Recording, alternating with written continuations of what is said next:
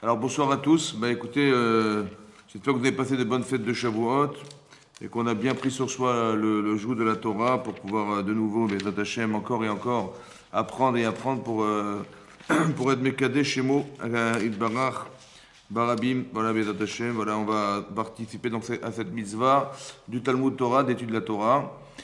Et cette fois-ci, on va parler d'un thème qui est de savoir comment on va appréhender des épreuves. Voilà, il nous arrive des épreuves dans la vie, comment ça s'appréhende et comment ça se réfléchit, ça se juge. C'est intéressant d'en parler parce que ce sont des choses qui sont quotidiennes. Évidemment, on est confronté toute sa vie et tous les jours de sa vie à cette appréhension, cette difficulté qui est de solutionner les épreuves. Voilà. Dans la paracha cette semaine, on est dans Parashat Nassau. Il y a plusieurs thèmes, bien sûr, qui sont traités dans la paracha. Et il y a deux thèmes qui sont juxtaposés. Il y a celui de la femme sota. Oui, la femme sota, c'est une femme qui est soupçonnée d'adultère. Soupçonnée d'adultère parce que sûrement elle a des soucis de couple. Hein, cette dame a des soucis de couple. Et donc, elle se sent peut-être pas aimée dans son couple, pas appréciée par son mari, pas sentir femme dans sa vie de couple, pas de communication. Souvent, comme c'est le cas malheureusement, les gens ont du mal à communiquer ensemble, ou se sentent ignorés, ou inexistants dans leur vie de couple. Et donc, elle ne se sent pas aimée, et donc elle va essayer de trouver ailleurs, malheureusement, ce qu'elle ne retrouve pas dans sa vie de couple.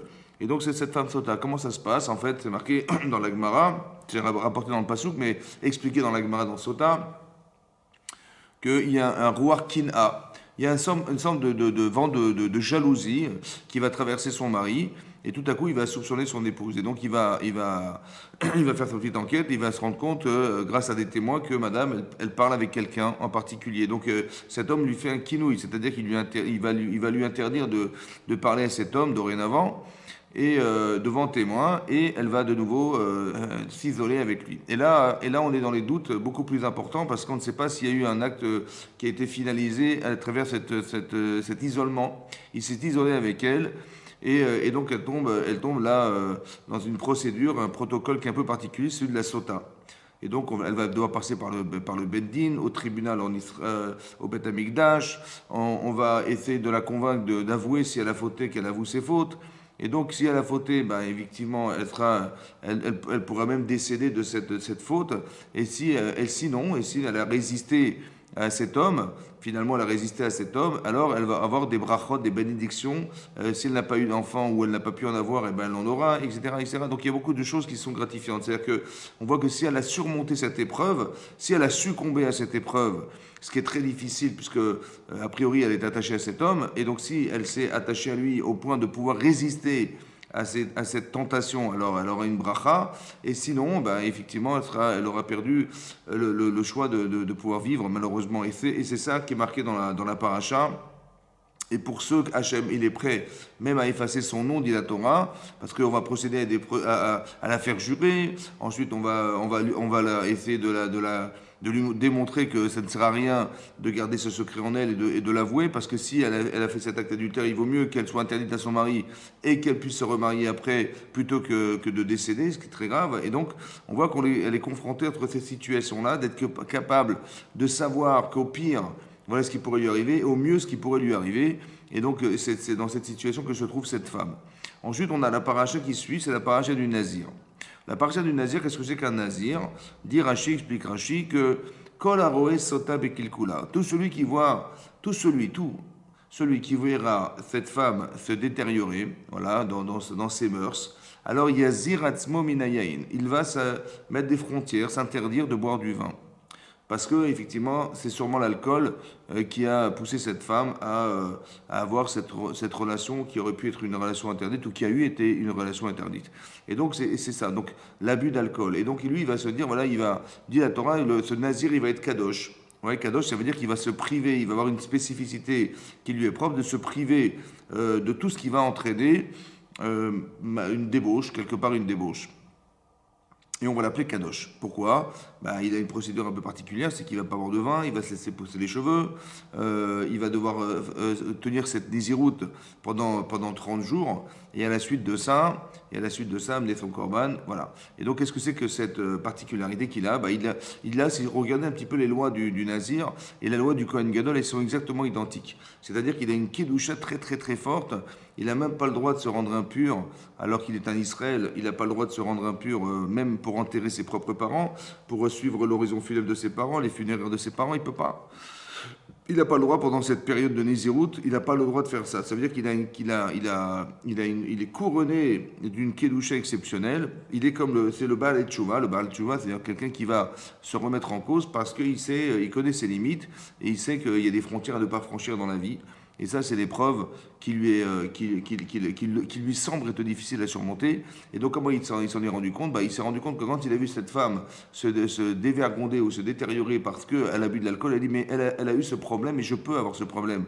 Il se sent concerné par la problématique de cette femme. Et il dit, la fragilité qu'elle a, je la retrouve chez moi. Et la différence entre elle et moi, c'est que j'ai pu tirer des leçons de ses erreurs. Et de ses erreurs, j'ai tiré des leçons et je me suis dit, moi, si j'avais été à sa place, j'aurais exactement fait la même chose. Alors, pour me prévenir de ne pas tomber dans ce piège, alors je vais apprendre d'elle quelque chose. Et je vais m'interdire de boire du vin, c'est-à-dire, pendant cette période, de prendre sur lui de faire teshuva. Oui, c'est-à-dire de se mettre des limites. C'est ce que dit le Ramban aussi dans la parashat Kedushin. Lorsque la Torah nous dit, Hachem a dit, Kadesh, Kedoshim tiyu, soyez kadosh. Qui kadoshani? Dit Hachem, parce que je suis kadosh. Hachem a dit, soyez kadosh, ça veut dire quoi? Le Ramban d'expliquer, kadesh atzmecha. Ça veut dire sanctifie-toi, bemuta alecha, dans ce qui t'est permis. Sanctifie-toi, ça veut dire refuse-toi des fois des choses permises. Parce que malheureusement, les choses sont permises, mais on en abuse. Et lorsqu'on se remarque de nature, lorsqu'on abuse de certaines choses permises, malheureusement, on arrive à des excès. Ces excès, Chas Shalom, ils nous amènent à des folies, que ce soit dans la nourriture, que ce soit dans l'alcool, que ce soit dans la cigarette, que ce soit dans la drogue, que ce soit dans tout ça. Après, ça amène malheureusement des addictions. Et cette addiction, elle est faite pour nous détruire. Oui, c'est le principe en fait qui est marqué dans les Pirkei Avot. Si vous regardez dans les Pirkei Avot, c'est marqué Avera, Goreret Avera. Une Avera entraîne une Avera. Une Avera, une faute, entraîne une faute. Alors, on ne comprend pas ce que ça veut dire. Comment une Avera, une faute, on peut entraîner d'autres fautes. En fait, l'idée, c'est d'expliquer que ça n'est pas mécanique. C'est simplement que le désir que procure la faute, le désir, il est dans le cœur de chacun, que la faute n'est pas neutre. Et lorsque la Torah nous dit que c'est interdit, c'est pas pour nous embêter, c'est simplement pour nous expliquer qu'il y a quelque chose, un esprit qui va pénétrer la personne, l'esprit de la faute, le désir de la faute, qui va pénétrer la personne. Et après, au début, c'est comme ça, on se dit, Chas v'shalom, on a transgressé la Torah. Et après, le désir étant là, puisqu'on ne fait pas forcément teshuva, c'est-à-dire de comprendre en quoi c'était grave, ou bien en quoi ce désir, il faut absolument s'en séparer, que le désir reviendra parce que la nostalgie du désir revient et la personne va devoir reproduire ce qu'elle a trouvé un jour. Une fois, deux fois, trois fois, jusqu'à un moment donné, c'est trop difficile à refuser et donc son esprit ne veut pas l'empêcher de faire cet avéra parce que c'est plaisant, parce que et à la limite, le cerveau, il va carrément tolérer, accepter et permettre cette faute en disant mais je vois pas pourquoi c'est tellement grave et je ne comprends même plus pourquoi c'est grave.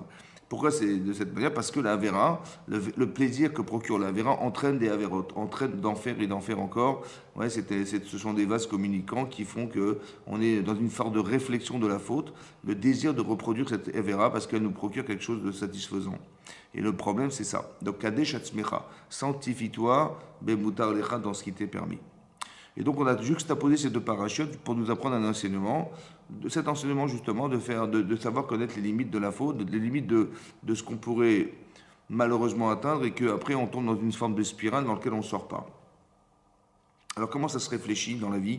Est-ce que ça se réfléchit? Alors d'abord il y a des midrashim. Vous savez qu'il y a un midrash qui dit que lorsque la femme de Potiphar qui était la femme du maître de Yosef. Vous savez que Yosef a été vendu esclave et il s'est retrouvé en Égypte à racheter par Potiphar. Potiphar qui était le ministre des boucheries de Paro. Voilà, des boucheries de Paro, des cuisines, des boucheries de Paro, de Pharaon. Et il s'est retrouvé là-bas, il a été acheté donc par ce Potiphar. Et lorsque sa femme a vu cet homme arriver dans son domaine, dans sa maison, elle a été interrogée les astrologues. Elle a dit, est-ce qu'il existe un lien entre lui et moi, entre cet homme, Yosef et moi? Et ils ont dit, oui, effectivement, il y a un lien qui va se créer et vous aurez des enfants ensemble. Bon. Donc elle a fait en sorte de le séduire. Elle a dit, mais je vais réaliser ce que le ciel m'a promis, c'est-à-dire d'avoir des enfants avec cet homme. Elle était mariée, c'était une femme mariée, et elle a essayé de séduire cet homme. Dit le Midrash qu'elle a essayé de séduire, mais pas simplement séduire, elle se changeait 3 fois par jour, d'accord. Et à chaque fois, elle essayait comment dire, parce que Yosef était un bel homme en plus. Oui, le Midrash raconte là-bas que les femmes ne comprenaient pas comment elle était tellement attirée par ses domestiques. Et elle lui dit, bah, écoutez, je vais le faire venir, vous allez voir. Et elles étaient dans la cuisine en train de couper couper des citrons. Et elle coupait des citrons, et lorsqu'il est rentré, elles ont été ébahies par sa beauté. Elles ne se rendaient même pas compte qu'elle était en train de se couper les doigts en épluchant des citrons. Voilà. Et tellement il était beau, il était tellement beau cet homme. Et donc elle comprenait pourquoi il était vraiment attiré, elle était tellement attirée par cet homme. Et qu'est-ce qui va se passer? Nous dit la Torah qu'un jour, c'était un jour de fête religieuse à l'époque en Égypte. Et donc, les gens allaient pratiquer l'idolâtrie. Et madame, elle a prétexté qu'elle était souffrante. Ouais, la femme de Potiphar, elle a dit, oh, je ne peux pas sortir aujourd'hui, je suis malade. Et donc, évidemment, Yosef n'est pas sorti à ce moment-là non plus. Et elle s'est retrouvée seule avec lui. Et là, dit la Torah, hein, que c'est l'erreur de Yosef, il s'est isolé avec elle. En fait, il s'est retrouvé seul. Et là, elle est venue avec toutes les intentions qu'elle avait. Elle a dit, Shirva imi. Elle a dit, viens avec moi, on va couche avec moi. Et là-bas, la Gemara d'expliquer, couche dans ce monde et avec moi dans le monde à venir. Et elle faisait ça en fait au nom du ciel. C'est ça qu'elle dit, les Shem Shamaïm, au nom du ciel, parce qu'elle savait, elle pensait légitimement qu'elle aurait pu avoir des enfants avec Yosef. Elle devait en avoir. En fait, elle s'est trompée simplement. Les astrologues se sont trompés, ils ont mal lu en fait. En fait, ce qui s'est passé, c'est que si vous voulez, Dina un jour était abusée par Shren Ben Hamor, on connaît cette histoire, et en fait elle est tombée enceinte, et cet enfant qui est né, c'était une fille, elle s'est retrouvée, par miracle, elle s'est retrouvée en Égypte, et en Égypte elle a été adoptée par la femme de Potiphar. Et donc cette femme en fait qui était Asnat, elle a plus tard épousé Yosef. Ça veut dire que sa nièce, en fait, il a épousé sa nièce carrément, la fille de sa sœur, et avec elle, il a eu 2 enfants. En fait, il a cru que c'était avec elle, c'est-à-dire avec la femme de Potiphar, mais en fait, il s'avère que c'était pas avec elle, mais avec sa fille adoptive. Et donc, le lien était vraiment très étroit, et donc, comment ils s'appellent, les astrologues se sont trompés. Ils ont fait une lecture qui n'était pas très exacte de ce qu'ils voyaient dans le ciel. Il en reste qu'elle a essayé de le tenter. Et là-bas, c'est marqué dans le Midrash Rabbah que en fait, Yosef, qu'est-ce qu'a fait Yosef? Yosef, il a marqué Vayanos, Vayetse Achutza. Vayanos, il s'est sauvé et il est sorti à l'extérieur. Vayanos, Vayetse Achutza, il est sorti à l'extérieur. Dit le Midrash Rabbah que le coup qui ne s'est pas penché vers elle, alors il a eu de savoir, et sur son cou, il a eu un révide, c'est-à-dire un collier que le roi lui a donné plus tard. Il est devenu vice-roi d'Égypte. Les mains qui n'ont pas touché cette femme, ils ont eu le sceau du roi qui était une bague. Donc on lui a placé une bague dans son doigt qui était le sceau du roi qui validait toutes les décisions du roi. Son corps qui n'a pas touché, il a eu le manteau du roi, etc. etc. C'est-à-dire qu'en fait, il a eu tous les privilèges. Le simple fait qu'il se soit sauvé et qu'il ait refusé de se donner à cette femme. Et là-bas, c'est marqué et c'est marqué dans un midrash dans Teilim, que Vayanos Vayetze Achutza, donc il s'est sauvé, il est sorti à l'extérieur de la salle avec la femme avec laquelle il se trouvait. Et là-bas, c'est marqué dans le Midrash Rabbah hein, que par le mérite qu'il se soit sauvé, oui. Alors, Ra'a Ayam Vayanos, c'est marqué dans Teilim, le Hallel, que nous disons tous les Rosh Chodesh et toutes les fêtes, on dit le Hallel en entier ou en moitié ou en partie. Et là-bas, c'est marqué dans le verset Vayanos, Vayetze Achutza, c'est marqué là-bas Ra'a Ayam Vayanos. Elle a vu la mer et elle s'est sauvée. Il s'agit de l'ouverture de la mer Rouge. Par quel mérite la mer s'est ouverte? Par le mérite, parce que le manque de Midrash, mais qu'est-ce qu'elle a vu la mer pour se sauver? Ra'a Ayam, Ra'ata Ayam Vayanos. Elle a vu Ra'a Ayam, elle a vu la mer et elle s'est écartée. Qu'est-ce qu'elle a vu la mer pour s'écarter? Elle a vu le Arono chez Yosef, elle a vu le tombeau de Yosef. Et là-bas, on explique qu'en voyant le tombeau de Yosef, elle s'est écartée. De qu'est-ce qu'elle a vu? Alors le Midrash d'expliquer Vayanos, elle s'est écartée parce que Mipne Anas, parce qu'il s'est sauvé.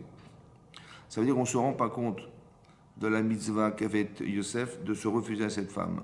Oui, en fait, en se refusant à elle, dit le Midrash Rabbah, il a sauvé le peuple juif. Ce qui est extraordinaire. Ça veut dire que le simple fait qu'il se soit refusé à faire cette avéra, oui, il a refusé de faire cette avéra, non seulement grâce à ça, a priori du Midrash a l'air d'être qu'il a eu tous les privilèges d'être roi d'Égypte, oui. Et à part ça, il a permis plus tard, beaucoup plus tard dans l'histoire du peuple juif, que lorsque les Israël sont sortis d'Égypte, ils se sont retrouvés au bout de 3 jours devant la mer Rouge, et là les Égyptiens qui arrivaient étaient prêts à les capturer ou les tuer carrément, et là ils ont prié de toute leur force, et la mer s'est ouverte, et la mer s'est ouverte. Ils ont traversé la mer Rouge jusqu'à ce qu'on ait noyé les Égyptiens. Et là, on a fait la Shira. Maintenant, par quel mérite la mer s'ouvre? Oui. Alors en vérité, vous dites, quel mérite? De toute façon, c'est Hachem qui décide, hein, il fera ce qu'il voudra. S'il veut sauver les Israël, il fera ce qu'il voudra, il claque des doigts et la mer s'ouvrira. Non. En vérité, on se rend compte que rien n'est fait par hasard et tout se mérite. Et ça veut dire qu'en fait, on ne pouvait pas ouvrir la mer. La mer ne se serait jamais ouverte si ce n'est que Yosef il s'était refusé à cette femme. Vayanos mipne anas. Dit la Midrash, les Chachamim ont compris qu'à travers cet événement que Yosef a vécu, en fait, il a apporté quelque chose d'énorme au peuple juif. Premier enseignement qu'on tire, c'est que toute épreuve qui nous est attribuée, en fait, individuellement, elle a un sens. Ça veut dire que, je ne sais pas où j'en suis, moi. Ici, dans la faculté qu'avait Yosef de se priver à cette femme, de ne pas tomber dans la débauche, d'avoir des valeurs profondes. Alors, il a dit non, ma femme, c'est pas elle ma femme.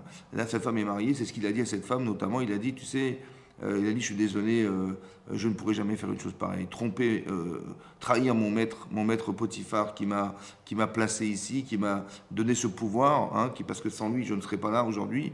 Il dit, en plus, il m'a fait confiance aveuglément, il m'a confié tous les biens qu'il avait. Yosef s'occupait de tous les biens de Potiphar. C'est-à-dire qu'il lui a remis les clés de tout ce qu'il avait, de tous les trésors qu'il avait. Et c'est lui qui gérait tous les biens de Potiphar. Il dit, je ne peux pas faire une chose pareille. Et en plus de lui prendre sa femme, ça ne serait pas possible. Et donc il dit, je ne peux pas, je suis désolé, je ne peux pas. Et donc il a mis en avant ces valeurs, les valeurs de reconnaissance, les valeurs de ne pas trahir son maître, les valeurs de savoir que finalement, s'il est là, c'est grâce à son maître aussi. Donc il ne pourra jamais le croiser dans les couloirs et le regarder face à face, il ne pourra pas parce qu'il a trompé sa femme. Et il a pris sa femme et ça, c'est pas possible pour lui, vous comprenez? Et donc c'est ces valeurs qui l'ont sauvé. En fait, c'est cette partie émotionnelle. La partie émotionnelle qui va refouler de l'émotionnel, c'est-à-dire que face à cette épreuve, il a été capable, au moment même de la faute, hein, c'est très très difficile, ouais, parce que normalement on est happé par le désir, et là c'est trop difficile, on n'arrive pas à se retenir, et là dit la Torah, hein, qu'il a vu ça, il s'est sauvé. Et cette mitzvah-là qu'il a faite, de se refuser à elle, c'est cette mitzvah en particulier qui va ouvrir la mer Rouge. Autrement dit, Hachem, il avait besoin qu'on puisse ouvrir la mer Rouge. Il a cherché quelqu'un. Il a cherché quelqu'un qui s'appelle un tzaddik. Un tzaddik, c'est quelqu'un qui est droit dans ses baskets, qui a appris la Torah, qui a des valeurs, d'accord, qui a reçu des valeurs éducatives très fortes et très puissantes. Je vais vous expliquer de quelle manière on éduque ses enfants.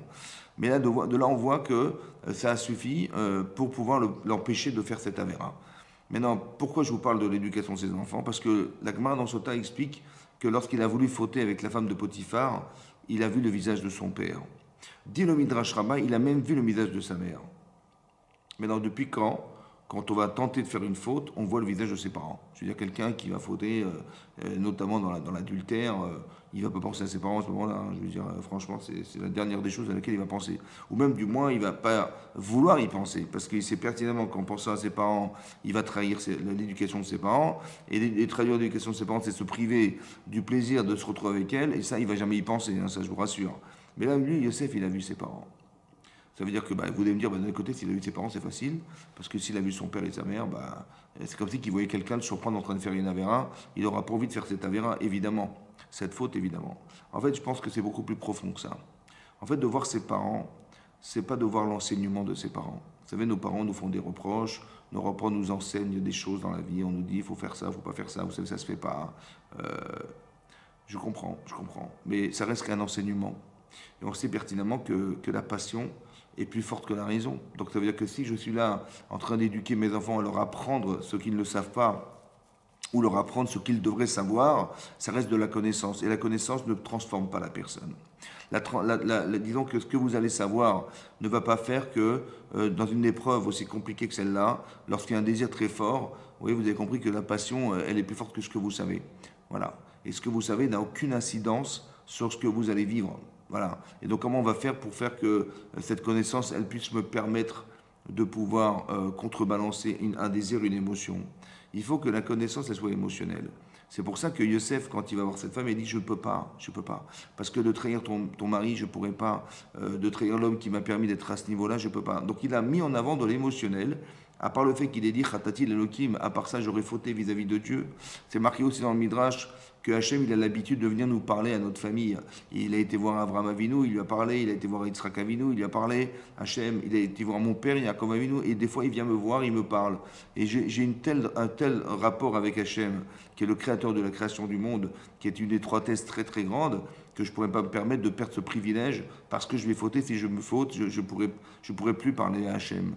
Et ça, j'ai pas envie. Donc, qu'est-ce que fait en fait Yosef? Il met en balance l'intérêt qu'il a de se retrouver avec elle et le désintérêt qu'il aurait pu avoir de ne pas se trouver avec elle, de se trouver avec elle, pardon, parce que si effectivement il faute, bah, il aura le plaisir d'être retrouvé avec cette femme, et si il faute, il va se perdre le privilège de tout ce que je vous ai dit, c'est-à-dire de défendre ses idéaux et de perdre Hachem, le créateur de la création du monde. Il a cette capacité il a une telle bitachon, une telle confiance en Dieu que Hachem, il agrée tout ce qu'il fait. On sait que Yosef Matzliach, Yosef, il réussit tout ce qu'il entreprend, ça marche. Mais par quel mérite ça marche? Parce qu'il a une telle confiance en Dieu que Hachem lui ouvre toutes les portes qu'il a envie d'avoir à ouvrir. Et donc Hachem, il le suit en permanence. Mais s'il va fauter, eh ben, cette porte, elle n'ouvrira plus. Il n'aura plus la confiance d'Hachem. Il aura trahi cette relation avec Hachem. Et ça, il n'a pas envie de perdre.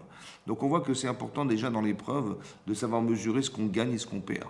Vous avez compris? C'est que quand on a déjà des valeurs, mais de voir ses parents, c'est encore plus important. C'est-à-dire qu'on n'a pas une relation parentale simplement en étant on va dire des éducateurs. Vous comprenez? On est comme des professeurs à la maison. On va corriger des copies. Voilà, on est là. Je vois mes enfants agir de telle manière ou de telle manière. Je corrige les copies et je dis, bah ouais, tu as une bonne note, tu as une mauvaise note. Non, ça, les parents ne sont pas des professeurs. Les parents ne sont pas, sont des éducateurs, c'est-à-dire des gens qui vont amener à des valeurs d'amour, des valeurs de transmettre des émotions. Vous avez compris? Voilà, j'ai une telle tendresse vis-à-vis de mes enfants. J'aime tellement mes enfants que mes enfants, ils se sentent aimés, ils se sentent respectés, jamais ils me trahiront. Parce qu'ils se sentent aimés. Parce que je parle avec eux, parce que je communique. Parce qu'une maman, elle est capable de séduire ses enfants aussi. On est dans la façon dont elle a de leur parler, de les comprendre. Une maman est beaucoup plus intelligente qu'un papa dans ce domaine, et donc elle sait comment parler à ses enfants, elle sait comment les caresser dans le sens du poil et de les comprendre fondamentalement. Un papa, il a plus de difficultés à ce niveau-là, parce que quand il parle avec un ton qui n'est pas le ton de celui qui aime, mais celui qui est responsable. Et celui qui est papa responsable, il s'est dit, mais moi j'ai l'occasion de faire que mes enfants réussiront, et donc je suis dans la rigueur, je suis dans la position, et ça, bon, ça fait partie des règles, évidemment, mais c'est des règles qui sont des règles de rigueur, pas des règles d'amour et de respect, et donc l'enfant ne se sent pas respecté. À la limite, il aurait préféré que son père soit le copain de son voisin, plutôt que de son père à lui, parce que le copain de son voisin, quand il parle gentiment, il est sympa avec lui, il le prend en voiture des fois, et son papa, il est beaucoup plus dur avec lui, il est plus exigeant avec lui, et donc il a du mal à gérer ça, à comprendre pourquoi son père est tellement dur avec lui. En fait, ce qu'il ne sait pas, c'est que son père est dans l'exigence. Son père est dans l'obligation de faire réussir cet enfant, qui est son propre enfant. Et donc on est dans la rigueur. Mais dans la rigueur, en fait, on ne peut pas aimer les gens dans la rigueur. On peut pas être. On a besoin de cette affection de nos parents, parce que c'est en ça qu'on est des parents. Et donc quand Yosef, il voit cette femme, il voit tout de suite l'enseignement de son père. Mais pas seulement le Shulchan Aruch, la loi, le code pénal que son père lui a dicté, mais il voit son père, vous comprenez? Il voit tout l'amour, il voit toute la trahison qui est derrière cet acte, qui va trahir son père, qui va contredire en fait ce qu'était son papa, et ça il peut pas se permettre de le faire. Donc voir ses parents au moment d'une avéra, c'est très intelligent, c'est très fort, c'est très puissant. Ça veut dire que on doit être capable de donner un tel amour à nos enfants qu'ils auraient même honte de traduire ce qu'on leur a transmis comme valeur. Vous comprenez? C'est pour ça que je parlais d'éducation, je parlais du rapport parental, parce que c'est comme ça que ça se passe. Autant sur le plan familial, autant sur le plan marital, c'est pareil. Qu'un homme qui aime sa femme, il ne va pas tromper sa femme. Qu'une femme qui aime son mari, elle n'aura jamais l'occasion d'imaginer qu'elle va tromper son mari. Ça n'existe pas. Il y a un tel rapport d'association, de filiation entre un homme et une femme, que quand on s'en aime, donc c'est-à-dire que si on a des arrière-pensées de trahison, c'est qu'il y a un problème dans le couple. Ça veut dire qu'il y a quelque part des choses qui n'ont pas été solutionnées. On pense qu'on s'aime, mais en fait on ne sait pas si on s'aime vraiment. Et donc il y a cette maison qui a été construite, en fait, qui est le couple. Mais est-ce qu'il y a du ciment qui permet à ces briques, à ces parpaings, à tout ce qui pourrait maintenir la maison d'exister? Et je pense que le ciment ici qui soude une famille, eh ben, c'est l'amour, c'est le rapport de respect qu'on a entre nous qui fait que j'aime ma femme et j'aime mon mari parce que je me sens exister dans cette vie de couple. Et ça, c'est le ciment qui est créé entre les personnes qui va consolider cette maison. Il y a des gens qui vivent pendant des années et puis ils se rendent compte ils ont pas mis des valeurs familiales en avant, ils ont mis des valeurs économiques, des valeurs professionnelles. Ouais, il faut réussir sa vie, vous comprenez. Et donc ils ont passé beaucoup de temps dans le travail, mais sans pour autant créer des liens, tisser des liens avec leurs enfants, avec leur famille, avec leurs femmes ou avec leur mari. Et ça, hein, et en fait, on se dit, bah, c'est pas grave, chacun vit sa vie, vous comprenez. Moi, j'ai une vie professionnelle, j'ai ma carrière, je dois réussir ma vie professionnelle, et puis je dois aussi combler tous les besoins que j'ai dans la vie courante. J'ai besoin j'ai des obligations dans la vie courante, et donc je dois travailler pour gagner ma vie, autant que j'ai des plaisirs que je dois combler, mais ça, il faut que je travaille, il faut que je gagne de l'argent pour ça. Et donc, la personne est complètement imprégnée de tous ces besoins, en fait, au détriment de la vie parentale, de la vie maritale, et qui est l'essentiel, en fait. C'est peut-être même pour ça, vous savez, que quand on achète une maison, quand on loue une maison, ouais, on fait ce qu'on appelle Chanukah Tabaït, c'est-à-dire qu'on va inaugurer sa maison. On va inaugurer, donc on va lire dans des livres des Mishnayot, on va sanctifier cet appartement, cette maison, ce pavillon. Et pourquoi en disant des livrets Torah, en préparant une Séouda, voilà. Mais qu'est-ce qu'on inaugure en fait? Qu'est-ce qu'on inaugure? Puisque c'est que des murs, il n'y a rien, on va vite dedans. Ben, c'est pour rentrer, sortir, c'est pour dormir, c'est pour manger à l'intérieur. Qu'est-ce qu'il y a de spécial dans cette maison? En fait, on inaugure, vous savez pourquoi? Parce que vous allez vous rendre compte que tout ce que vous êtes aujourd'hui, c'est construit entre ces quatre murs. Ça veut dire que tout ce que vous êtes aujourd'hui, au niveau de votre personnalité, au niveau de vos valeurs, de vos relations parentales, de votre relation d'amitié avec vos frères et sœurs, de fraternité, toutes ces valeurs-là qui sont fondamentales dans la vie, elles ont été construites et elles se sont liées et soudées en vous, cristallisées en vous, parce que quelque part, il y avait cette maison. Voilà, tout s'est passé dans les quatre murs de cette maison. La fraternité, l'amitié, l'amour, le respect des autres, voilà, le respect familial, le respect parental.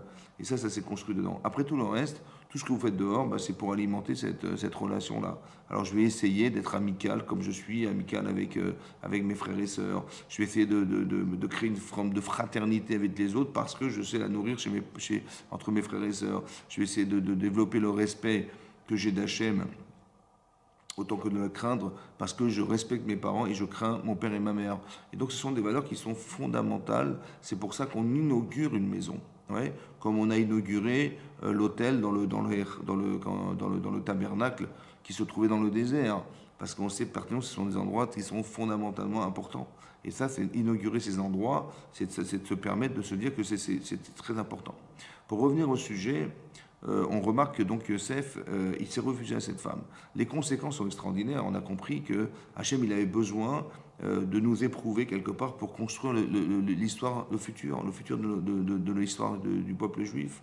Oui, Hachem, il a éprouvé Yosef et que par ce biais-là, il a ouvert la mer Rouge et c'est cette mer Rouge qui a pu sauver des millions de personnes.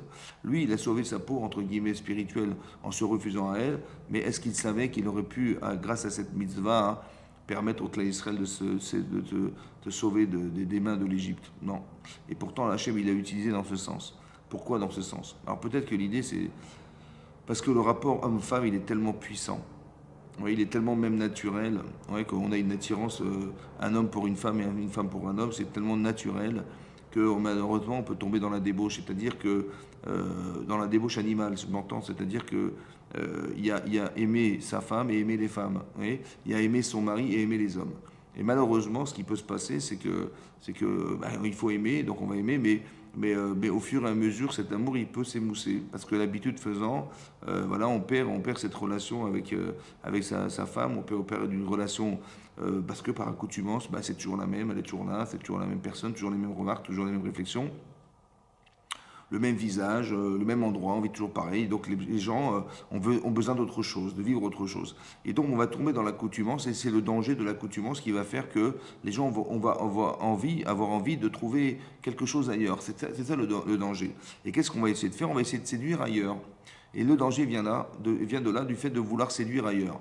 Alors que c'est dommage, je préfère essayer de reséduire ma femme, ouais, ou de séduire mon mari, que d'aller essayer de séduire un autre homme en dehors de mon couple. Et pourquoi? Parce que je veux dire, bah là, elle est la femme de mes enfants, elle est la femme, la mère de mes enfants, pardon, et moi j'ai besoin d'une autre femme. Non, ta femme, c'est la femme qui est la mère de tes enfants, mais c'est ta femme. D'accord? Il n'y en a pas d'autre. D'accord? C'est pour ça que la Gemara dans Sota explique que ce que fait la Sota en allant vivre une relation extra-conjugale, ben en fait, elle a un comportement animal. C'est pour ça que dit la Gemara qu'on va lui donner de la farine d'orge. Pourquoi? Parce que Rachid explique que l'orge, c'est les aliments qu'on donne aux animaux.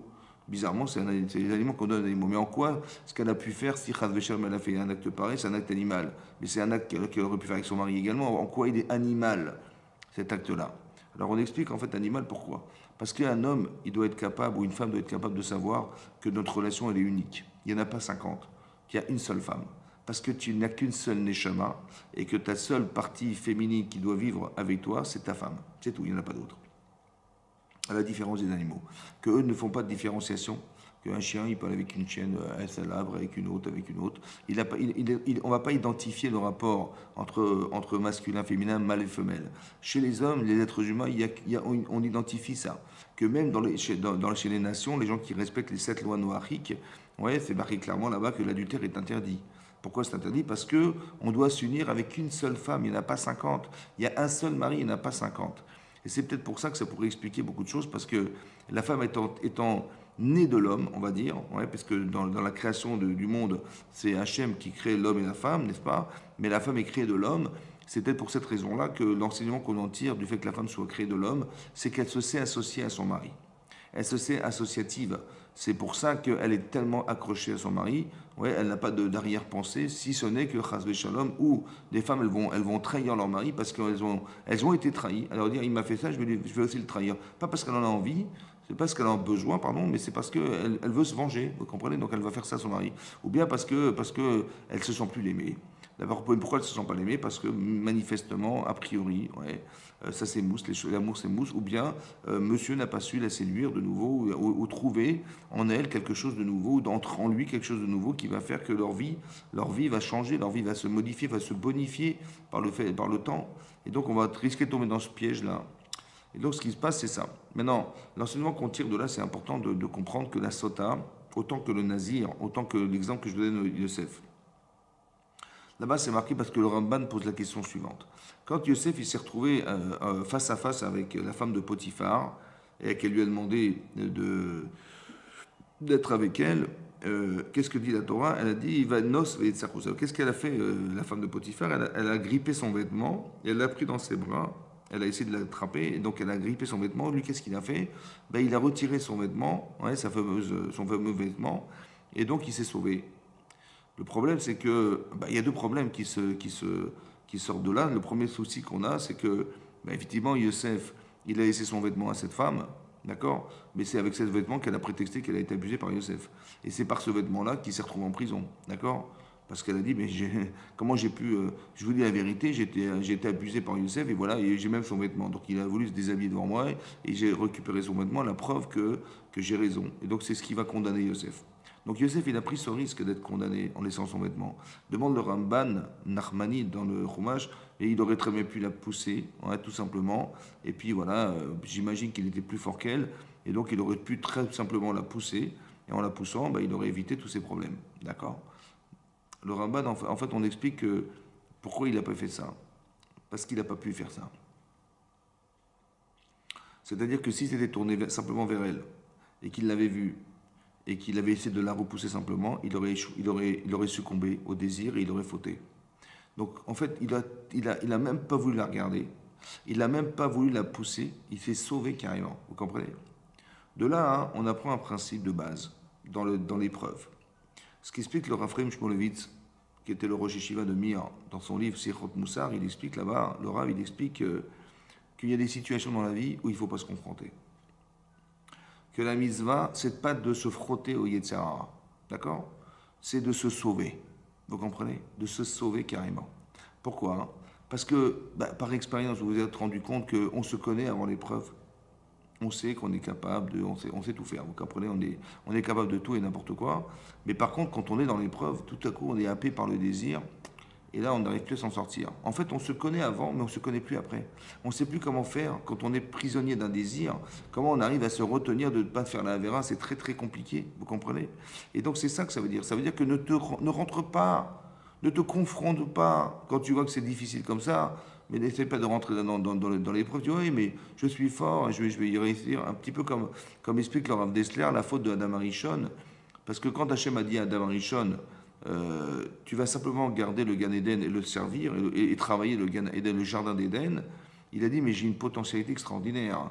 Vous savez, dit l'Agman dans Bavatra, que après sa mort, Adam Arishon, il avait 2 talons comme 2 soleils qui brillaient. Alors imaginez-vous de son vivant et imaginez-vous sa tête. D'accord? Donc il dit, mais cette potentialité-là, si elle est là pour juste garder le jardin d'Éden et travailler dans le jardin d'Éden, c'est dommage. Donc qu'est-ce qu'a fait Adam Arishon? Il a dit, voilà, je vais être tenté par la faute. Voilà, j'ai le fameux Etz Hadat, cet arbre de la connaissance du bien et du mal qui est là face à moi. Je vais, entre guillemets, être tenté de le consommer. Et lorsque quand je vais voir le désir monter en moi de le manger, je vais me retenir de toutes mes forces et de toute la potentialité qu'Hachem m'a donnée. Et je vais faire un kiddush Hachem et je vais pas transgresser cette avéra. Et là, j'aurais réussi ma vie. J'aurais fait ce qu'Hachem aurait espéré que je sois, c'est-à-dire d'utiliser tout mon potentiel. Le problème, c'est que Adam Arishon y réfléchit avant la faute. Mais lorsqu'on est dans le désir, on est déjà happé par le désir. Et le désir faisant, on ne peut plus se retenir et on fait la Havera. Ça veut dire qu'on se connaît parfaitement avant, mais on ne se connaît pas après. Après, c'est dur de se mesurer parce qu'on ne se connaît pas dans la faute, on ne se connaît pas dans le désir de la Havera. En tout cas, il va sortir un principe fondamental qui est le suivant. Écoutez bien ce que je vous dis. Il y a une Gemara dans Sota qui dit là-bas que En Adam Choté, une personne ne faute. Et la imken nichnesabo ou shtut. La personne ne faute, et la imken, si ce n'est que nichnesabo est rentré en lui un ruach, un esprit shtut, de folie. D'accord? C'est pour ça qu'on appelle la sota, ouais, shota, parce qu'il y a un vent de folie qui lui est traversé, la pauvre, et elle est tombée dans ce panneau et elle s'est fait avoir. D'accord? Et donc c'est très important que vous sachiez, écoutez bien, que la personne ne faute fondamentalement que parce qu'elle est investie d'un ruach, d'un esprit qui va la pousser à la faute. Autrement dit, si on analyse un peu le sujet, il y a ce qu'on appelle la Havera. Donc dans le cas de l'adultère, c'est cette relation avec cette femme ou cet homme qui est interdite. Ça, c'est l'acte lui-même qui est interdit.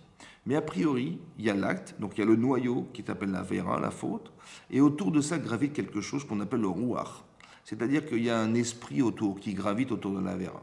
D'accord? Quelqu'un, il va voir une femme en mini-jupe, il va commencer à avoir un rouarchtout, il va voir une femme en dos nu, il va avoir un truc. C'est pour ça qu'il faut faire très attention. Il faut savoir que les hommes sont attirés par ce genre de choses. Et donc une femme, elle doit se protéger ou protéger les autres de ce regard. Vous comprenez? Vous avez bien vu qu'Adam et Chava étaient nus dans le Gan Eden, et quand ils ont mangé du Etzadat, de l'arbre de la connaissance du bien et du mal, tout à coup, ils ont ressenti ce qui était bien, et ils ont ressenti que c'était mal. Et donc, ils se sont habillés.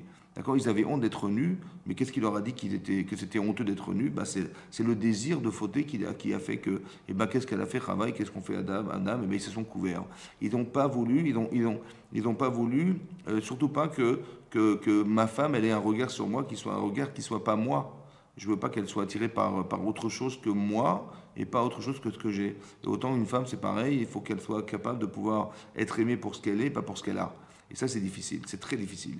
Et donc, c'est pour ça qu'ils se sont couverts, pour éviter ce regard, jusqu'à ce qu'on se reconstruise et qu'on refasse notre vie et qu'on puisse se débarrasser de cette problématique.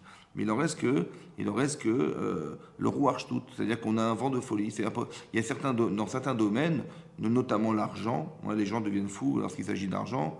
On le voit dans n'importe quel domaine, même dans des domaines qui sont des domaines qui sont familiales. Je ne sais pas, vous avez vu des héritages.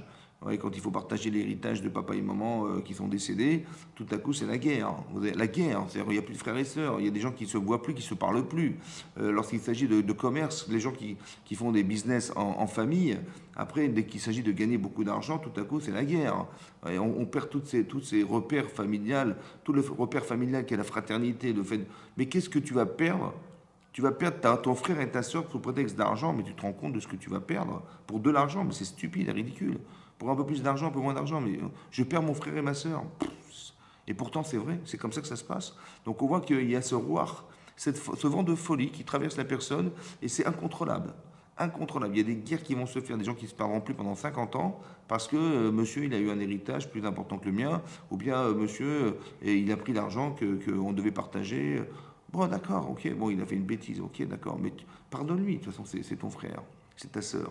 Eh ben non, non, je ne pardonnerai jamais, comme si que l'argent était plus important que la fraternité qui nous lie, qui est incroyable. Eh ben c'est vrai. Pourtant, ça paraît stupide, hein, intellectuellement, ça ne s'entend pas. Et pourtant, émotionnellement, c'est vrai.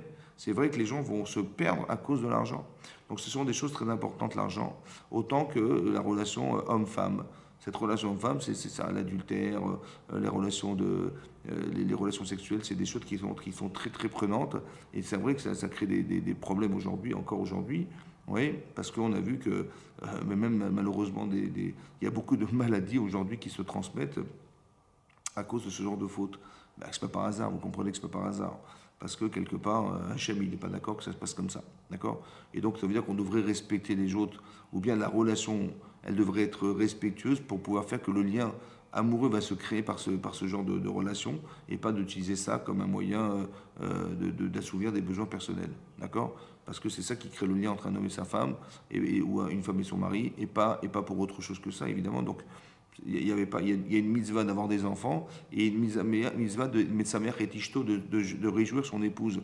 Cette mitzvah elle incombe au mari, d'accord. Et donc c'est cette mitzvah qui incombe au mari et donc c'est ça que veut dire la mitzvah. C'est pour ça que ça s'est passé de cette manière et c'est comme ça que ça se transmet et pas autrement que comme ça. Et donc les gens utilisent ce plaisir en élargissant la notion du plaisir, en élargissant à d'autres personnes qui n'a rien à voir avec la vie de couple, vous comprenez, etc. C'est pour ça qu'il faut faire attention. Donc il y a ce qu'on appelle le noyau dur, c'est la vera, la faute elle-même, l'acte lui-même, et il y a ce qui gravite autour. D'accord. Ce qui gravite autour, c'est aussi à tenir, en tenir compte. Parce qu'on souvent on se dit, bon, ça va, c'est pas grave. Et les gens, ils rentrent dans des situations où je sais pas, un homme qui va s'isoler avec une femme dans un bureau, la porte est fermée, vous comprenez. Il y a des gens qui travaillent dans des bureaux, ou des cabinets dentaires, et puis ben, il faut sonner à la porte pour pouvoir entrer chez le médecin ou chez le dentiste. Et le type, il est seul avec sa secrétaire, c'est dangereux. Vous comprenez, déjà comme ça, il la voit tout le temps, il lui parle, il la tutoie, et des fois ça peut aller très loin. Malheureusement, ça peut créer des désastres dans les couples. Tout ça parce qu'on s'isole, vous avez compris. L'isolement, la personne ne peut pas rentrer de l'extérieur, c'est interdit. Il faut tout le temps laisser une petite porte ouverte ou bien une porte qui puisse s'ouvrir de l'extérieur, mais jamais, jamais, jamais faire en sorte qu'on ne puisse pas pénétrer dans l'endroit, on puisse pas pénétrer dans l'endroit lorsque c'est verrouillé, c'est interdit. Ou une femme qui reste seule chez elle et qui reçoit des gens qui vont venir et tout ça, et la porte est fermée, c'est un problème. C'est un problème parce qu'après, on ne se rend pas compte, mais il y a un rouar. Un rouar shtout. Un rouar shtout, c'était un vent de folie qui traverse la personne et là, c'est trop tard. On peut pas résister, c'est très difficile. C'est pour ça qu'on évite. Maintenant, vous avez compris un principe de base. C'est qu'il y a le noyau dur. Le noyau, c'est la faute. Mais le rouar n'est pas la faute. Vous comprenez, le vent de folie n'est pas la avéra, n'est pas la faute. C'est ce qui c'est ce qui va happer la personne vers la faute. D'accord. Maintenant, vous allez me dire, mais la personne, quand elle a fauté, elle est folle. Bon, est-ce qu'on peut juger les fous? Est-ce qu'on quelqu'un qui est fou? Voilà, il est fou, il a plus son cerveau, il n'arrive plus à discerner quoi que ce soit, il n'a plus de conscience, il n'a plus rien. On ne peut pas le condamner. Comment la Torah peut condamner quelqu'un qui a fauté par folie? Surtout que la folie, c'est Hachem qui l'a créé. D'accord. C'est lui qui a créé ce rouar shtout. Ça n'a pas été inventé. Mais en vérité, ce rouar shtout, il a été créé justement pourquoi? Pas pour dire qu'un fou, il n'est pas condamnable puisqu'il est condamné. En fait, on se rend compte que la condamnation, elle n'est pas sur l'acte lui-même. Parce que, bah, évidemment, quand il est fou, il est fou. Hein. La problématique, c'est pourquoi tu es rentré là-dedans. C'est-à-dire un peu comme quelqu'un quelqu'un qui va se droguer, ouais, et après, il fait un accident de voiture, etc. Bah, il s'est drogué. Bah, et la faute, il était drogué, donc il ne pouvait plus contrôler son véhicule, évidemment. Ou il a trop bu. Voilà, monsieur a trop bu et on l'a prévenu, elle ne sort pas. Il dit non, mais ne vous inquiétez pas, je sais conduire. Et puis bon, il a fait un accident grave, d'accord. La faute, elle n'est pas dans le fait d'avoir conduit parce que il était sous. Hein. Le fait de s'être drogué, ça ne va pas l'empêcher de faire des folies non plus. Donc la faute, elle n'est pas là-dedans. La faute, elle est surtout d'être rentré dans le jeu. Pourquoi tu as bu de l'alcool? Pourquoi tu as bu autant? Pourquoi tu as fumé du joint? Pourquoi tu t'es drogué? Tu savais pertinemment que quand tu te drogues, tu perds tes moyens. Tu savais pertinemment qu'en te saoulant, tu perds tes moyens. Tu le sais. Tu le sais. Alors pourquoi tu rentres là-dedans? La faute, elle est pourquoi tu as dépassé la limite. Pourquoi tu es rentré dans la frontière interdite qui est le roi Shtut. Cette frontière-là qui va faire que maintenant, on est happé par le désir, on ne peut plus s'en passer, c'est trop difficile. Donc en fait, vous avez compris un principe que les Chachamim ont déjà détaillé depuis longtemps déjà. C'est marqué dans les Pirkei Avot. La première Mishnah des Pirkei Avot, une des premières Mishnayot, les premiers enseignements de la Mishnah de Pirkei Avot, c'est d'expliquer que Chachamim assou seyag la Torah. Les Chachamim ont fait des limites, ouais, ont mis des frontières. Maintenant, à votre avis, ils ont mis des frontières à quoi? Des frontières à la faute. Alors, on s'imagine des frontières au noyau, d'accord, au noyau dur. En fait, vous avez bien compris que la limite, elle n'est pas dans le noyau. La limite, elle n'est pas dans le noyau. Elle est dans le vent de folie qui va traverser la personne.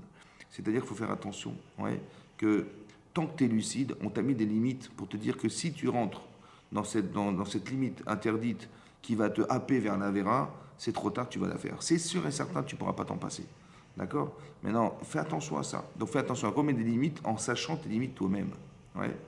C'est comme un type, une fois, un jeune homme, il vient me voir, il me dit, vous savez, j'ai du mal, voilà, j'ai envie de séduire des filles, et puis je n'arrive pas à me retenir, je ne sais pas comment faire et tout. Je lui dis, ok, d'accord. Bah, je comprends, c'est un désir masculin, évidemment, on a envie de séduire, on a envie d'avoir une copine, on a envie de... Mais bon, c'est pour te marier avec elle. Il me dit, non, c'est juste pour séduction, c'est pas... Je dis, ah d'accord. Je dis, ben écoute, imagine-toi, et toi, t'es père de famille, d'accord? Voilà, t'es père de famille, tu vas dans une grande surface, toi, tu es père de famille avec des enfants, et puis tu as une jeune fille séduisante, très mignonne, ok? Et bien bon, bah, toi, tu as été au rayon bière, parce que tu vas acheter de la bière, et ta fille, elle a été au rayon parfum, dans la grande surface. Et puis de loin, tu choisis ta bière, et de loin, tu vois un garçon qui aborde ta fille. D'accord? Dans ton dos, comme ça, il lui parle, il essaie de la séduire. Qu'est-ce que tu fais? Il dit quoi? Qu'est-ce que je fais? Mais je vais le voir. Je lui dis, mais de quel droit tu parles à ma fille? D'où je te connais? Il m'a dit, ouais, je vais l'engueuler. Hein. Je lui dis, toi, tu vas l'engueuler? Ouais. Et pourquoi tu t'engueules pas toi-même? Parce que c'est ce que tu fais aux autres.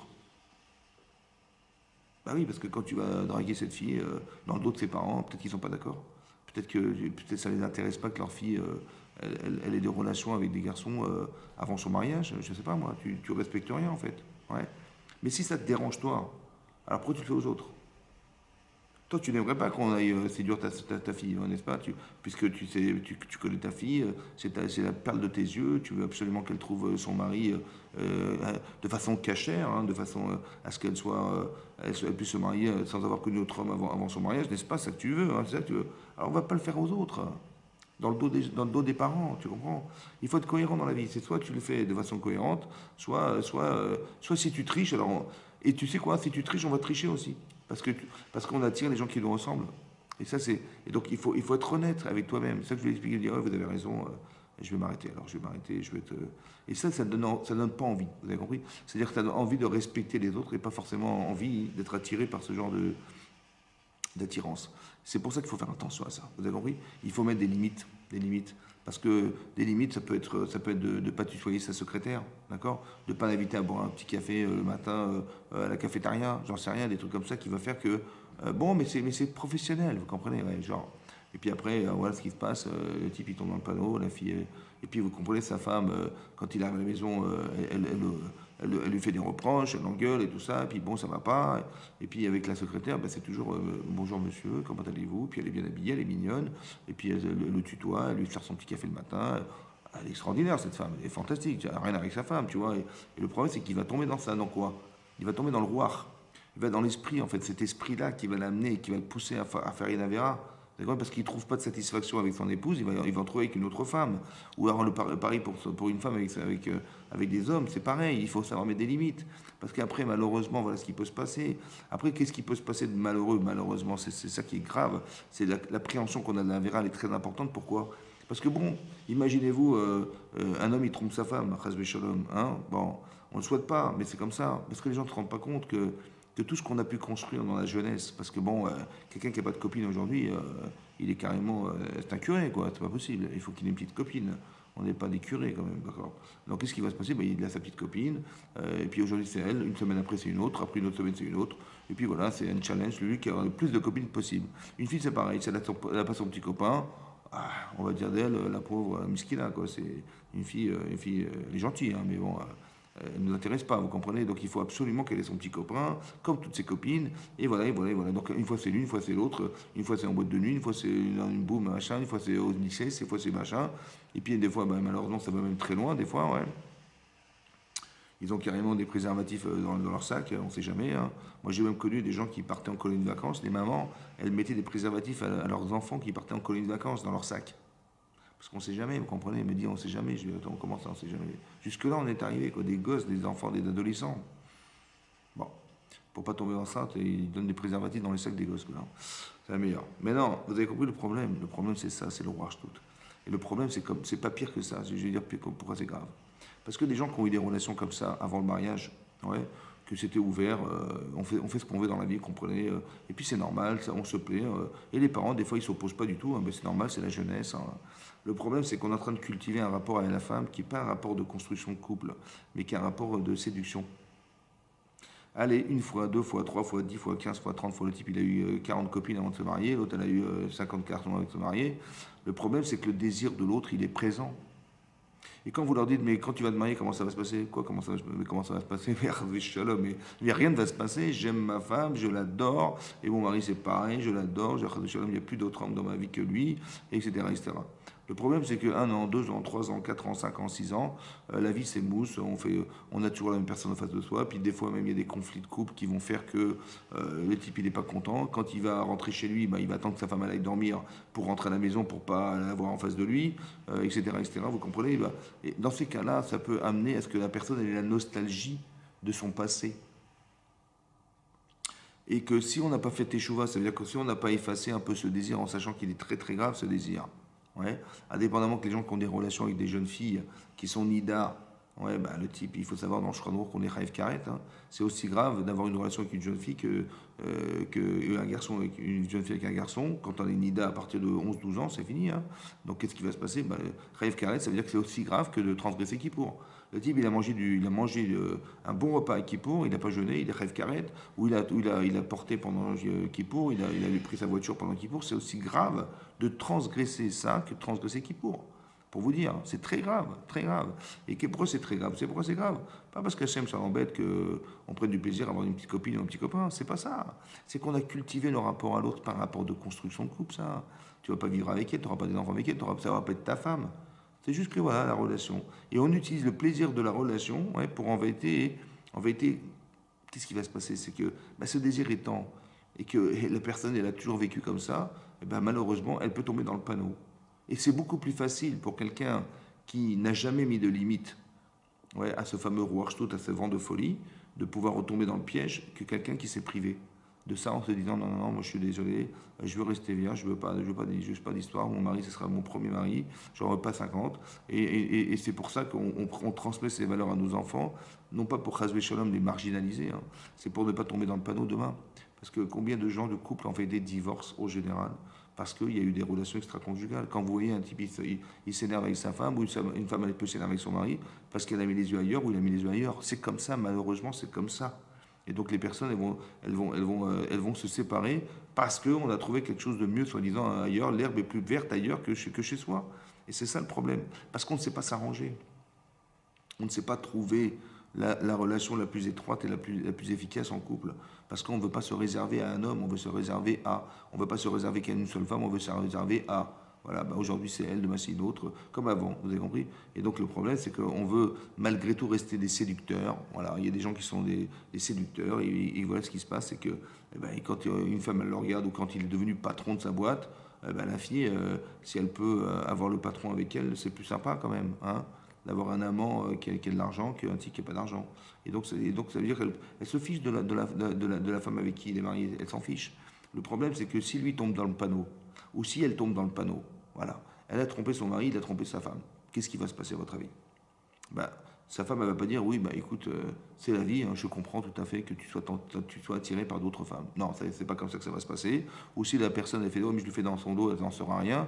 Et tout à coup, il reçoit des textos j'ai pas de Jean-Christophe, oui, mon chéri, je t'attends. Je dis Jean-Christophe, il te dit, mon chéri, je t'attends, j'ai pas compris. Mon chéri, c'est ton chéri, Jean-Christophe? Et puis en fait, il a marqué Jean-Christophe, mais en fait, c'est Christine, vous avez compris. Donc, et le problème, c'est là, il est là. Et quand elle va se rendre compte qu'elle a été trompée par son mari, qu'au final, elle s'est rendue compte qu'il a trahi cette relation qu'elle avait avec lui, ou l'inverse, qu'un homme il va se rendre compte que sa femme le trompe également, bah, je pense qu'ils vont divorcer, et ça serait légitime qu'ils divorcent. Maintenant, divorcer, ça veut dire quoi? Ça veut dire qu'on a construit sa famille, on a des enfants en commun. Bon, après le type, il va divorcer, donc il va se retrouver seul. Il va devoir payer une pension à son épouse. À part ça, il va devoir se voir ses enfants qu'une fois par semaine, et encore. D'accord, le week-end, et encore, je ne sais pas, c'est pas une, deux fois toutes les 2 semaines. Et à part ça, il va devoir refaire sa vie. Il va réépouser une autre femme, il va avoir d'autres enfants avec elle. Et après, il va être partagé entre sa femme, son ex-femme, ses enfants, ses autres enfants. Balagane. D'accord. Maintenant, quand vous voyez ça, vous mettez en balance le plaisir de la relation extra-conjugale et le désarroi et la déchéance mentale de ce que ça entraîne, ben quand vous mesurez ça, vous dites, bon, laisse tomber, ça ne m'intéresse pas. Le problème, c'est que malheureusement, les gens ne sont pas capables de mesurer et de réfléchir, non pas ce qu'ils ont désiré faire, mais est-ce que le désir que tu veux réaliser, il est juste pour toi? D'accord? À long terme. Tu crois que sur du long terme, ça vaut le coup? Tu crois franchement ce que tu vas faire? Et si on t'attrape? Mais jamais on va m'attraper, rasé shalom. Mais pourquoi tu penses que jamais on t'attrapera? On t'attrapera pas parce que si tu penses qu'on va t'attraper, tu vas te priver d'un plaisir qui est nécessaire sur le moment. C'est pour ça que tu ne veux pas y croire. Mais si ça arrive, tu te rends compte de la catastrophe qui va t'arriver, d'accord? Et bien c'est ça, c'est la sota, c'est cette paracha-là du nazir qui dit non, non, moi je fais attention, je fais gaffe, je me préserve, d'accord? Je prends des distances, voilà. La kedusha, Rachid expliqué, c'est la capacité de distance qu'on a. Mais la distance, elle est pas pour se frustrer. La résistance et la capacité de résister au Yetzirah, c'est d'être libre. Vous comprenez la différence? C'est extraordinaire. La liberté d'être soi-même. Alors que là, le type, il est paumé ou elle est perdue. À la fin, finalement, bah, ils vont divorcer. Elle aime son mari, mais bon, maintenant, il va falloir qu'elle se remarie qu'une autre. Et qui est-ce qui va se marier qu'une femme qui a 2 ou 3 enfants? C'est difficile. Et l'autre, pareil, il aime sa femme. Il aime ses enfants, mais bon, il a voulu changer un peu d'air, hein, vous comprenez, ce qu'on appelle l'adulte air. Voilà, il a voulu changer d'air. Bah oui, c'est un adulte, hein, et donc il a voulu changer d'air, et malheureusement, il a changé d'air. Ouais. Et donc là, il va se retrouver tout seul chez lui à la maison, et puis bon, il va divorcer, après il faut se retrouver une autre femme. C'est dommage parce que ce que tu as essayé de faire en séduisant une autre femme, tu aurais pu l'utiliser pour séduire ta femme, évidemment. Et ce que tu as essayé de séduire un autre homme, ben, c'est dommage, tu aurais pu le faire pour séduire ton mari. Tout ce que tu vas faire, c'est même plus compliqué de séduire un autre homme. Bon, vous allez me dire, il y a un challenge, voilà, c'est la compétition, vous comprenez, voilà, j'ai démontré que j'étais capable de séduire un autre homme ou une autre femme. Bon, j'ai compris, Khazakoumarou, mais qu'est-ce que tu vas gagner, qu'est-ce que tu vas perdre? Vous avez compris? Alors la Torah dit, fais attention, l'appréhension, fais gaffe, appréhender les nissionotes. Parce que derrière, en vérité, il y a un problème personnel. Mais derrière aussi, Hachem, il a fait ça aussi pour autre chose. Pour faire en sorte que, peut-être que si tu te retiens de faire cette chose-là, alors tu auras le mérite de devenir l'homme capable de se retenir. D'accord? Et ça, ça va donner de la force. Non pas seulement à toi, parce que, Baruch Hachem, tu as ces capacités, mais à tes enfants aussi. D'accord? On ne fabrique pas des tzadikim comme ça, vous comprenez? Les enfants qui nous ressembleront, ils ressembleront à ce que nous sommes. Or, si on n'est pas capable de pouvoir se retenir dans ces situations-là, ben, nos enfants, ils auront aussi du mal, parce qu'on engendre que nous sommes. C'est pour ça que c'est marqué dans le Midrash que je vous ai cité, que grâce à ça, la mer s'est ouverte. D'accord? C'est-à-dire, on ne se rend pas compte que nos enfants, ils vont être sauvés grâce au fait qu'on se soit refusé un jour à des choses qui nous sont interdites. On ne se rend pas compte, c'est extraordinaire. La mer va s'ouvrir, mais quel rapport? Parce que vous savez quoi, le rapport peut-être, ils disent comme ça. La mer va s'ouvrir, parce que c'est marqué dans le Midrash Rabbah, c'est marqué que les anges, quand ils ont vu les Bnei Israël traverser la mer Rouge, et ils ont vu les Égyptiens qui étaient derrière, qui leur couraient derrière, ils ont dit, je ne comprends pas. Ils ont dit à Hachem directement, ils ont dit, mais ceux-là, ceux qui sont devant, les Hébreux, ils pratiquent l'idolâtrie. Et ceux qui sont derrière, ils pratiquent l'idolâtrie.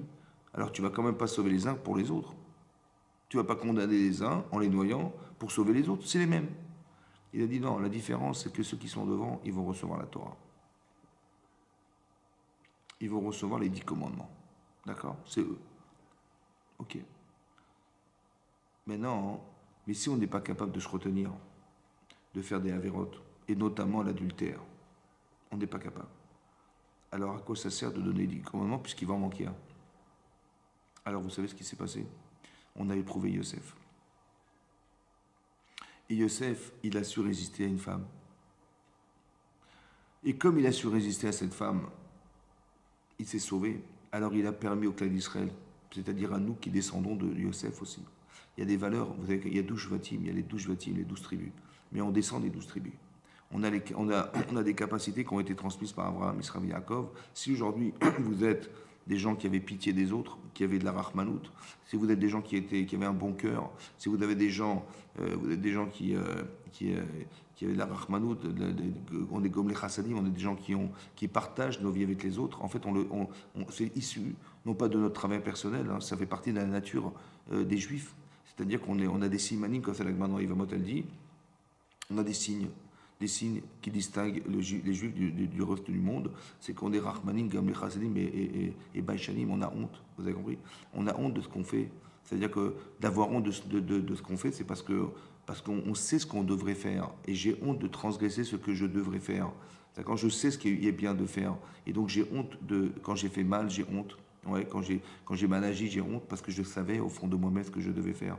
Et ça, la capacité qu'on a d'avoir honte, c'est un révélateur de la capacité positive qu'on a d'exister. Positive, puisque quand on a échoué, on le sait. Et on est Gomé Chasdim, on a un bon cœur, on a envie de faire du bien autour de soi. Et on est Gomé Chasdim, on veut aussi recevoir des gens, de partager ce que nous avons. Et donc ces valeurs-là, on les a. Et bien ces valeurs-là, elles ont été transmises par les Avot et par les Shvatim. Et qu'est-ce que nous a transmis Yosef? Peut-être nous a transmis la capacité de se retenir, d'aller faire de l'adultère. Et bien cette capacité, puisqu'elle a été transmise par Yosef, alors c'est lui qui va avoir le privilège d'ouvrir la mer Rouge. Et qui nous permet d'accomplir cette mitzvah, de recevoir la Torah. Et cette Torah-là, en fait, qui est marquée là-bas, l'otin af, ne fait pas d'adultère. D'accord? Et donc quand une femme, elle fait un adultère comme la sota, elle est soupçonnée d'adultère, elle va tout perdre. C'est dommage. On va plus perdre en vérité, vous comprenez, dans cette relation-là qu'on va gagner. Et de toute façon, les choses vont se savoir. Hachem, il a un œil sur tout, vous comprenez. Donc ça ne sert à rien de faire croire qu'on va s'arranger, on va mentir, on va faire croire. De toute façon, Hachem, il a un œil sur tout. Donc de toute façon, comme c'est marqué dans la Torah, et tout à coup, le mari, il a un roi qui n'a. Tout à coup, le mari, il jalouse sa femme. On ne sait pas pourquoi. Il est jaloux. Mais c'est qui lui a envoyé cet esprit de jalousie, à votre avis? Mais c'est Akadosh Baruch Hu lui-même, d'accord? Et c'est comme ça qu'on va découvrir que sa femme, elle trompe son mari. Mais malheureusement, vous avez compris? Mais qui c'est qui l'a fait? Oui, il y a eu un déclic, mais il n'a rien vu, il n'a jamais rien entendu, il n'a jamais su. Mais c'est Hachem qui lui envoie. Donc tu peux faire ce que tu veux, de toute façon, Hachem, il va déclencher quelque chose. Donc ça ne sert à rien. Et tu sais que quand ça sera déclenché, ça sera trop tard. Ça sera trop tard. Ça veut dire que cette épreuve, elle est tellement difficile à vivre, ouais, que combien de couples ils se sont perdus comme ça. Voilà. Bon, pourquoi ne pas tirer des leçons de ça? Pourquoi ne pas tirer des leçons de voir que la Torah, elle est émette? C'est ça la vérité. La vérité, c'est que si tu rentres là-dedans, un jour, tu vas perdre. Et si tu rentres là-dedans, un jour, tu sauras que tu vas regretter ce que tu as fait, mais ça sera trop tard. Parce que quel enseignement tu donnes à tes enfants? Quel rapport de parental, quel vécu tu laisses à tes enfants? Le vécu d'un papa qui trompe sa femme, d'une femme qui a trompé son mari, voilà. Et il est où papa? Mais pourquoi il n'est pas là? Parce que je l'ai trompé un jour. Et tu vas dire ça à tes enfants, tu auras honte. Hein. Mais pourquoi tu attends d'en arriver à ça pour pouvoir avoir honte de ce que tu fais? Pourquoi tu n'appréhendes pas les choses? Pourquoi tu te dis pas, mais là il y a un rouarchtout, il y a un vent de folie, et je sais bien que quand je rentre quand je tutoie les gens, quand je parle, quand je les appelle par leur prénom, quand je les embrasse le matin, quand je fais des trucs comme ça, quand ils me regardent avec un regard un peu séduisant, il m'a dit que j'étais mignonne, il m'a dit que j'étais belle, et à chaque fois il me dit, ah t'es mignonne, t'es belle, t'es super, t'es gentille, t'es machin. À la fin, la fille, elle va tomber amoureuse de son collègue de travail. Et c'est comme ça, malheureusement. Pourquoi tu rentres là-dedans? Tu dis, écoutez, je suis désolé, on tutoie pas les gens. Voilà, on vous voit. On devrait faire comme ça. On devrait vous voyer les personnes. C'est vrai que c'est un peu démodé, c'est vrai, mais au moins, il y a une distance qui se crée. Mais j'ai pas envie de perdre mon mari, moi. J'ai pas envie de perdre ma femme. J'ai pas envie. J'ai pas envie. Et donc, si j'ai pas envie, je prends mes précautions. Parce que je sais que quand je rentre dans une frontière qui m'aime à être happé par le désir, après c'est très très compliqué de s'en sortir, c'est très compliqué de refuser, c'est très difficile, très difficile. Combien de gens sont tombés dans ce panneau? Et après vous me dites, les gens ils sont tellement c'est difficile qu'à la fin, limite, il y a des couples, ils vivent comme ça, voilà. L'autre il trompe sa femme, c'est normal, l'autre il trompe son mari, c'est normal, chacun vit sa vie. En fait, on se rend compte qu'on n'est plus un couple. C'est vrai qu'on cohabite ensemble, il y a une cohabitation, ouais, parce qu'on vit sous le même toit, on partage des choses ensemble, mais il n'y a ni mari ni femme. Et on va voir, c'est une définition du mariage qui est un peu bizarroïde. Mais qu'est-ce que je vous dis? C'est comme ça. Jusqu'à ce que les gens, ben, ils se marient même plus, ils se paxent, ils vivent une vie. Demain, ils ont des enfants ensemble, puis demain, s'ils se séparent, c'est pas grave. Il n'y a rien de commun, il n'y a rien qui lie les personnes, quoi. Voilà. Alors que dans la Torah, c'est fondamental parce que. Pourquoi c'est fondamental? Parce qu'on sait pertinemment, comme ça dit la Gemara dans Nida, que la Neshama est masculine, féminine. D'accord? Vous n'avez pas une Neshama, une âme qui n'est simplement que masculin parce que vous êtes des hommes, ou bien féminine parce que vous êtes des femmes. Non, on est masculin, féminin. C'est-à-dire que j'ai une partie de moi qui est féminine et qui est attirée par le féminin. Lequel? Celui de mon épouse. Il n'y en a pas deux, il n'y en a pas 50, il n'y en a pas 5, il n'y en a pas 30, il n'y en a qu'une. D'accord? Et elle est une. Non, il n'y en a qu'une. Et mon mari et ma femme, c'est pareil. Elle est attirée par moi parce qu'un jour, on était collés. Quand on était collés? Ben dans le Gan Eden. Et Hachem il nous a séparés pour nous retrouver sur terre. Et c'est là, à ce moment-là, qu'on a une mitzvah de se marier. Donc nous, on sait que c'est comme ça, c'est marqué dans la Torah. Donc ne cherche pas ailleurs, il n'y en a pas. Il y a pas une autre femme que la tienne, il n'y en a pas une autre, et il y a pas un autre homme que le tien. Après, bien sûr, il peut arriver, chas v'shalom, que les gens peuvent divorcer pour des raisons légitimes. Parce que les gens changent, malheureusement, et puis quand on ne peut plus vivre avec une personne, ça peut s'entendre. Donc il y a une mitzvah de se marier, il peut y avoir une mitzvah de divorcer, c'est vrai. Mais en règle générale, on divorce par erreur. Ça veut dire qu'il y a des problèmes qui sont manifestes, ou une incompréhension de ce que veut dire vivre en couple.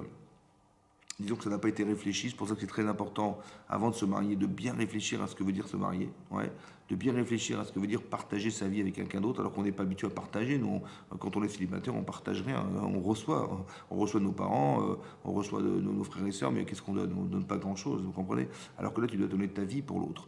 Et c'est différent. C'est un système, c'est un choc. Parce que tu passes de la vie de célibataire à une vie de mariage, et de tout à coup, du jour au lendemain, tu dois partager ta vie, réfléchir à deux. Je sais pas moi, tu n'es plus tout seul, tu dois commencer à t'habituer, t'acclimater au féminin, au masculin. Wow, il y a du boulot. Ça veut dire que c'est ça, le partage de la vie de couple. Et quand on est comme ça, ben, on doit faire plus qu'un. Et c'est ça qui doit nous lier, en fait, qui est très important. Et si la personne, elle va chercher ailleurs, il a manqué quelque chose de fondamental, c'est ce lien avec son épouse ou son mari. C'est pour ça qu'on peut le perdre. C'est-à-dire que nous, on croit qu'on a divorcé, qu'on s'est séparé, mais en fait, c'est le fait d'avoir trompé son mari ou sa femme. Une femme qui trompe son mari, elle lui est interdite à jamais. C'est-à-dire que tu peux dire, ouais, excuse-moi, elle va pleurer par terre, elle va se mettre à plat ventre pour se faire pardonner par son mari. Elle pourra se faire pardonner, mais malheureusement, elle sera interdite pour éternam. C'est pour ça que c'est très très grave, vous comprenez, c'est très grave. Donc elle ne pourra pas faire teshuva, et elle va être obligée de se séparer de son mari et trouver un autre homme que son mari, malheureusement. Ça veut dire qu'autrement dit, la personne qui a séduit cette femme, autant qu'elle qui a été séduite, en fait, elle a coupé cette neshama qui était prévue pour être ensemble, elle l'a coupée en deux. Et donc le projet divin qui avait été organisé au départ, que cette femme, elle soit épouse de cet homme, c'était prévu depuis le départ, avant même de naître, et bien ce projet divin a disparu. Et c'est ça l'adultère, c'est ça qui est très grave.